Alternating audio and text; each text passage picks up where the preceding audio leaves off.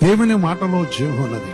ఎవరైతే క్రీస్తునందు జీవించాలని ఆశపడుతున్నారో, ఎవరైతే క్రీస్తు కలిగి ఉండని ఆశపడుతున్నారో, ఎవరైతే లోకను విడిచి తన కుటుంబాన్ని క్రీస్తు కట్టుకొని ఇష్టపడుతున్నారో, ఎవరైతే ప్రభునిస్కు పరిశుద్ధమైన నామను బట్టి నిరీక్షణకు ఇష్టపడుతున్నారో, వారితో దేవుడు చెప్తున్న మాట చెడ్డ మాటలు పలకకుండా ప్రభు నోను. ఎందుకనగా ఇది కీడు కాలము.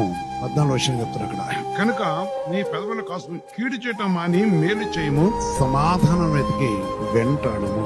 సమాధానం వెతికి దాన్ని వెంటాడము. దేవుని సన్నిధిలో మనం వెంటాడవచ్చింది ఏంటిది?